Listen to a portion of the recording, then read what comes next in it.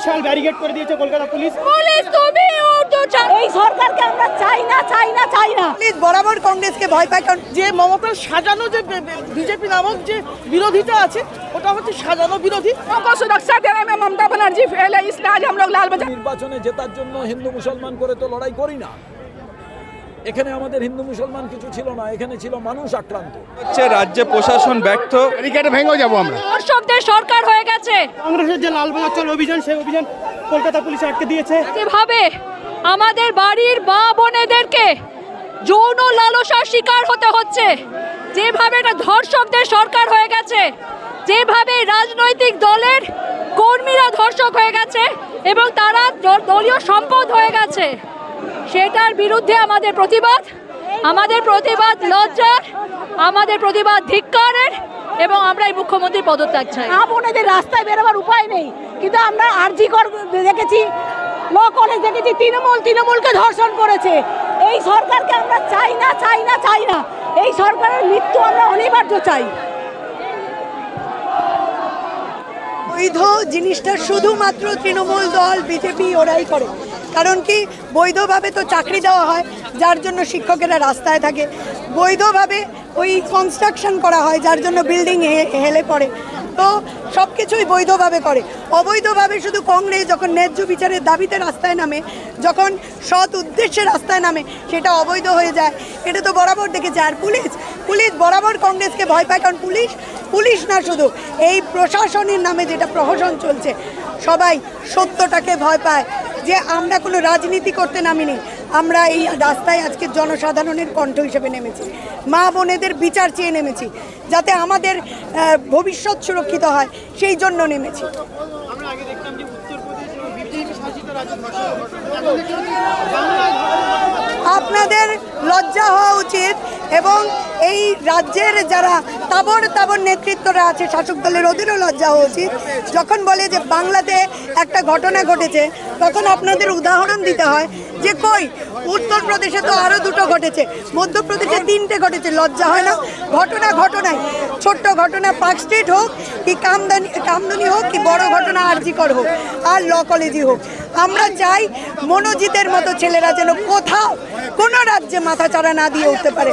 তার জন্য কিন্তু রাহুল গান্ধী, প্রিয়াঙ্কা গান্ধী এবং তাদের নেতৃত্বে এই জাতীয় কংগ্রেস বরাবর রাস্তা। এই রাজ্যে লড়াই করা হয় তা সেটা অবশ্যই অবৈধ হয়। এদিকে যখন দিল্লি থেকে সিবিআই আসে রাজ্যের পুলিশের বড় অফিসারকে ধরার জন্য, তখন মমতা বন্দ্যোপাধ্যায় যে ধর্ণা দেন, সেইটা অবৈধ হয় না। এবং সেইটা যে অবৈধ বলার জন্য সাহস এই রাজ্যে একমাত্র কংগ্রেসেরই আছে। ওই নকল সাজানো যে মমতার সাজানো যে বিজেপি নামক যে বিরোধিতা আছে, ওটা হচ্ছে সাজানো বিরোধী। ওদের এই কথা বলার সাহস নেই। আমরা বলে যাচ্ছি, আমরা মানুষের জন্য আছি। আমরা মমতাকে ক্ষমতায় বসিয়েছিলাম 2011-তে, কান ধরে আমরাই নামিয়ে আনবো। এই কথা বলবো, আপনারা আমাদের সঙ্গে থাকুন, আমাদের লড়াইয়ে থাকুন। যখন আমরা আমাদেরকে যদি ভোট দেন, বা যাকে ভোট দিতে ইচ্ছে করে তাকে ভোট দিতে, মমতাকে একটাও ভোট দেবে না। নিজের ভোটটা নিজে দেওয়ার সুযোগ মমতা সরকার যদি করে দেয়, যদি নিজের ভোট নিজে দেওয়ার সুযোগ থাকে তো ভালো। এই রাজ্যে ভোট লুটের রাজ্যে আমরা বাস করছি, তাই নিজের ভোট নিজের দিন বলার সাহসও আমার হচ্ছে না। আমার সহকর্মী আমাকে ধরিয়ে দিচ্ছে, কিন্তু আমি সাহস পাচ্ছি না, কারণ ভোট লুটের রাজ্য তো আমরা আছি। তাও আমি আপনাদেরকে এই বুমের মাধ্যমে যতদূর আমার গলা যায়, আমি এইটুকুই বলবো, যাকে খুশি ভোট দিন, শুধু ভোট দেবেন না তৃণমূল আর বিজেপির যে গঠবন্ধনটা আছে তাকে ভোট দেবেন না। আটকিয়ে কোনো লাভ হবে না, কেননা এখন মানুষ চাচ্ছে বিচার না পেলে আন্দোলন আরও জোরদার হবে, এটা বলতে পারি আমরা। দেখুন না, একটু পরে কি সব আসুক, দেখুন কি হয়, একটু পরেই দেখতে পারবেন। बैरिकेड भेंगे जाबो हमरा। ममता बनर्जी का इस्तीफा मांग रहे हैं हम लोग, वो फेल है। महिलाओं को सुरक्षा देने में ममता बनर्जी फेल है, इसलिए आज हम लोग लाल बाजार घेराव किए शुभंकर सरकार जी की क़यादत में। हम तमाम मगरबी बंगाल की जितनी महिलाएं हैं, तमाम मगरबी बल के बहनें, उनसे उनका पद जो है त्यागने के लिए कह रहे हैं। হচ্ছে রাজ্যে প্রশাসন ব্যর্থ, রাজ্যে কোনোভাবে এখানে আইন ব্যবস্থা ঠিক নেই। আনিস খান হত্যা হলো, তারপরে ল কলেজ হলো, তারপর তিলোত্তমা হলো, এমন করে তিলোত্তমার পরে তামান্না হলো। তো এই তামান্না, তিলোত্তমা এইসবের মধ্যে রাজ্যের প্রশাসন ব্যর্থ, প্রশাসন মন্ত্রী ব্যর্থ। আমরা সেই ব্যর্থতার বিরুদ্ধে লালবাজারে সচেতন করতে আজকে আমাদের রাহুল গান্ধীজি দেশের কোনো ধর্মনিরপেক্ষ একটা রাজনীতি তিনি করেন, আমাদেরকে সেই শিক্ষা দিয়েছেন, আমরা সেই আদর্শ বিশ্বাসী।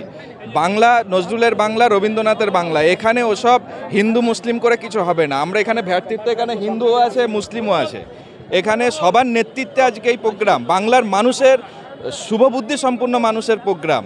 অতএব আমরা চাই প্রশাসন যে গোলাম হয়েছে, প্রশাসন এবং পুলিশ পুরো প্রশাসনের গোলাম হয়ে গেছে, আমরা তার ধিক্কার জানাই এবং আমরা সেই জন্য লালবাজার অভিযান করছি। মানুষ যখন আক্রান্ত হয়, কাঁদে, তখন অন্য কেউ মানুষের জন্য রাজপথে থাকে না। আমাদের বিধায়ক নেই, একজন এমপি, তারপরেও कांग्रेस কর্মীরা आंधी और तूफान में कांग्रेस কর্মী, बारिश में और ट्राम लाइन का ऊपर में, অর্থাৎ কংগ্রেসের কর্মীরা তখন এসে রাস্তায় প্রতিবাদ করে। এই যে নিষ্ঠা, এই যে কংগ্রেসকে ভালোবাসা অন্য কোনো রাজনৈতিক দলের পাবেন না। আজকে শুনুন, আমরা মানুষের জন্যই তো লড়াই করি, শুধু নির্বাচনে জেতার জন্য হিন্দু মুসলমান করে তো লড়াই করি না। এখানে আমাদের হিন্দু মুসলমান কিছু ছিল না, এখানে ছিল মানুষ আক্রান্ত। সে মানুষ মুসলমান হতে পারে, হিন্দু হতে পারে, খ্রিস্টান হতে পারে, আমাদের কিছু বিষয় নয়। মেয়েরা আক্রান্ত, সেই মেয়ে কেউ দেখছে না, সেই মেয়েটা কোন বাড়ি থেকে আসছে, মুসলমান বাড়ি থেকে না হিন্দু বাড়ি থেকে আক্রান্ত হচ্ছে, সেই আক্রান্তদের পাশেই কংগ্রেস। এবং আমাদের মেয়েরা ভিজে রাস্তার উপরে দাঁড়িয়ে থেকেছে। এর থেকে বড় ইতিহাস আমার মনে হয় এই ট্রাম রাস্তা এর আগে কোনোদিন সাক্ষী হয়।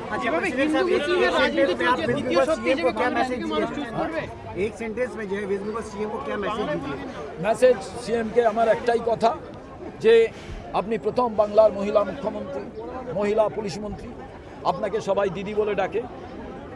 আমরা সবাই চাই আপনি বাংলার মা হওয়ার চেষ্টা করুন।